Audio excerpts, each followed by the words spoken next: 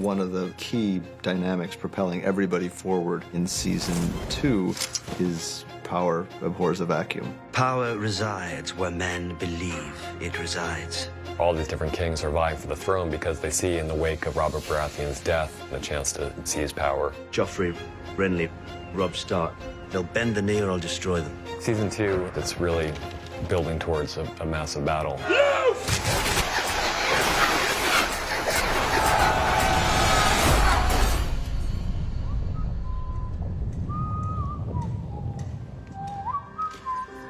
We're in a council meeting, and then out of nowhere comes her favorite brother, Tyrion. I come in with a note from Daddy that I'm being appointed the Hand of the King in his absence. What do you know about warfare? Nothing. But I know that our enemies hate each other almost as much as they hate us. In the throne room scene, Joffrey prods a bit into a certain curiosity that's been born in my mind. I had a disgusting lie about Uncle Jamie. And you? What you just did is punishable by death. She's got not an ounce of control over her son, and that's horrifying to her. King in the North. In episode 1, we have this nice little scene between Robb and Jamie. Stannis Baratheon sent ravens to all the High Lords of Westeros. King Joffrey Baratheon, he's your bastard son. That's the first time you see Jamie a little worried. At the beginning of season 2, Catelyn is with Robb, and Sansa and Arya, she hopes, are safe in King's Landing. You're here to answer for your brother's latest treasons. This is a poor girl whose father was executed. She's sort of been left alone with this monster. Joffrey does it very publicly. He's not afraid to show how he's treating Sansa, but because he rules by fear, no one's going to speak out about it. What is the meaning of this? She's to be your queen. Have you no regard for her honor? Tyrion is the only one that speaks out against Joffrey because he kind of can. We're looking for a boy named Gendry. We'll be back with more men. I'm with Yoren on our way to the Night's Watch, but hopefully Yoren's going to try and drop me home on the way there. What is the gold cloaks want with you? No idea. Thought they were after you. Why? Did you kill someone, or is it just because you're a girl? I'm not a girl. Do you think I'm as stupid as the rest of them? Bran and Rickon are still at Winterfell with Mr. Lewin. Every night it's the same. I'm running through the Godswood, sniffing the dirt, howling. These are dreams, nothing more. My dreams are different. Mine are true. Dany was in a much more somber place than where we left in the end of season 1. Does it ever end? Everything ends, even the Red Waste. So I took it upon myself to send my Dothraki off to try and find a place that we could try and survive. The one Dothraki that did come back came back with tales of a paradise in the middle of the desert that was intrigued by the idea of dragons. I will vouch for her, her people, and her dragons. Welcome to Karth, my lady. Season 2 begins with Jon travelling north of the wall, and he's travelling north with the other members of the Night's Watch, the Lord Commander and his friends Sam and Gren. The Night's Watch stop at a rather horrible man's house called Craster. He's a quite despicable character. He marries his daughters, and they give him more daughters. Sam does the one thing he shouldn't do, which is to fall in love with one of Craster's wives, Gilly. I wanted to give you something. Belonged to my mother. Keep it safe for me till I come back. One thing we definitely need if we're going to take King's Landing is ships. Robb thinks the best move would be to send Theon back to his father. Catelyn's always had an issue with the Greyjoys. You don't want Balon Greyjoy for an ally. I need his ships. They say he has 200. Theon goes off with these good intentions, but when he gets back home, he gets turned against me. My fears have come true. The Starks have made you theirs.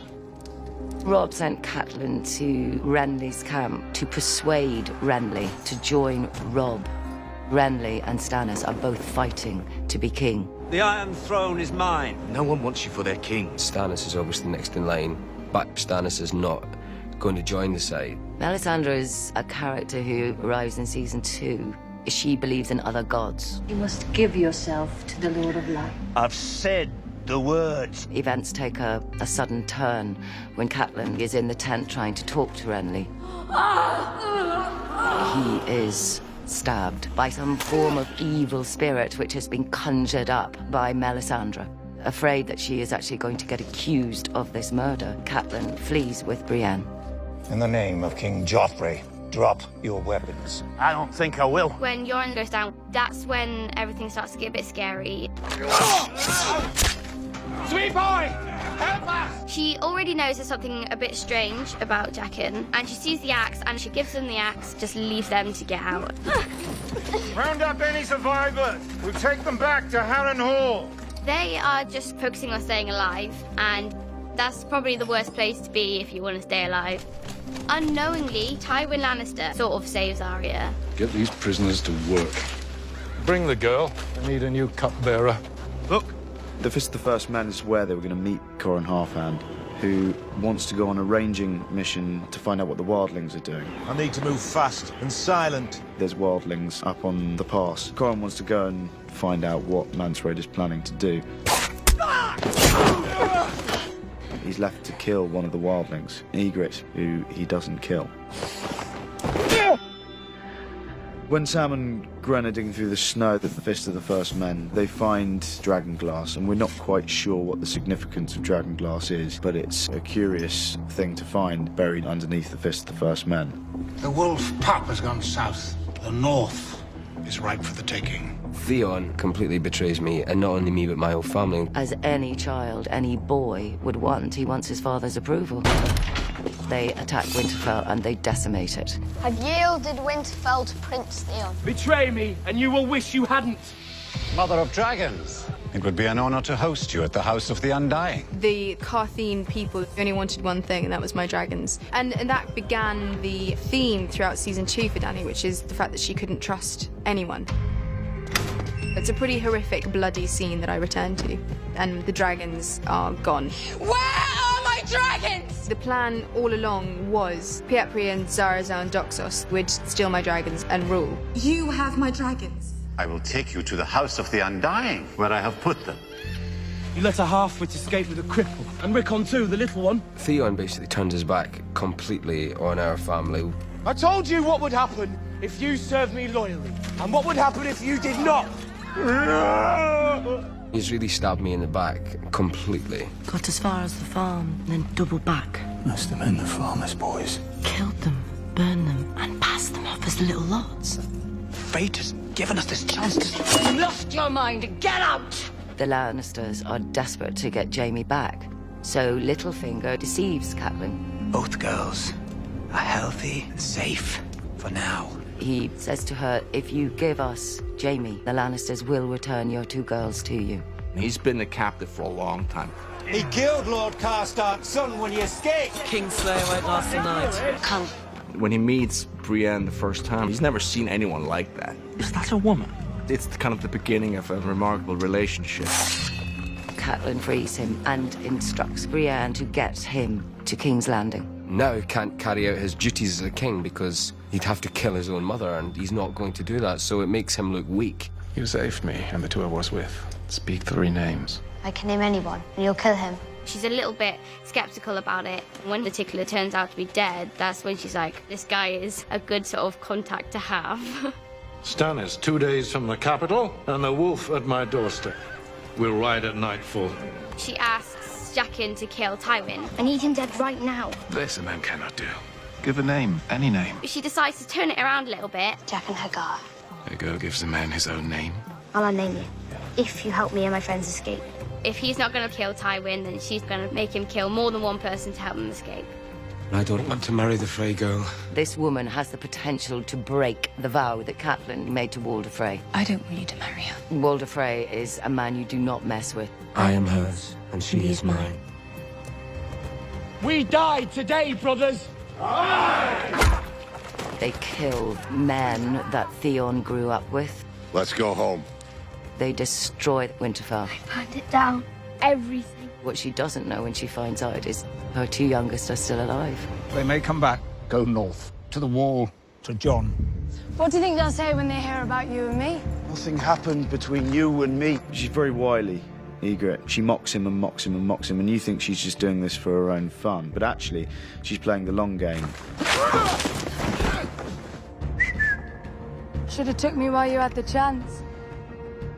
When Jon becomes a captive of the wildlings, he discovers that Qhorin Halfhand has been captured as well. Halfhand realises the only good that can come out of this is one of them becoming a spy amongst Mance Rayder's camp. They'll never trust me. Hey, mate. If you do what needs to be done, what? Come along, Jon Snow. Time to meet the king beyond the wall. If my dragons are in the House of the Undying, then take me there. That's what the Warlock wants. It's here that I walk into unknown magic. This magic is strong. And what of my magic? And she is tested with everything that means most to her.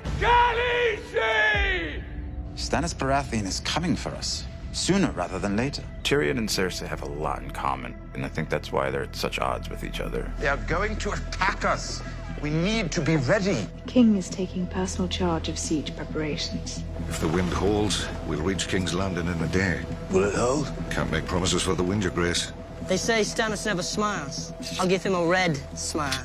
The threat from Stannis is the most terrifying for Joffrey, and the most real, I suppose. Mudgate, that's where he'll land. And if Stannis does attack the Mudgate, what is our plan? There's all this wildfire down in the basement's basement. He gets together with this pyromancer and figures out a way to stop them.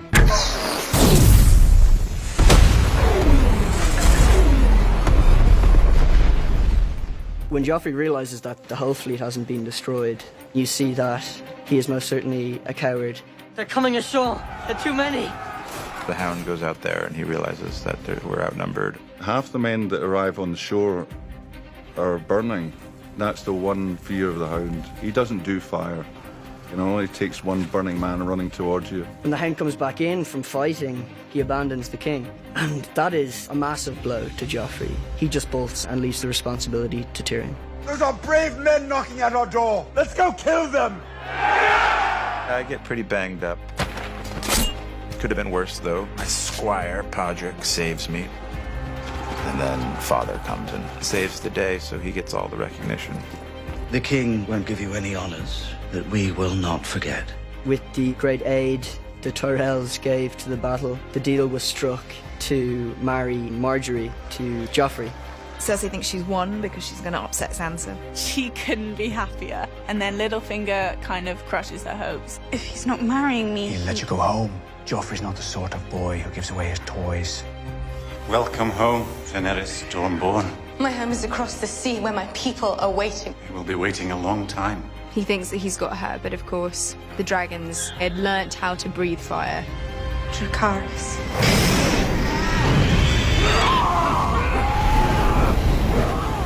Jon hasn't returned when he should to the Fist of the First Men, and Sam's getting nervous.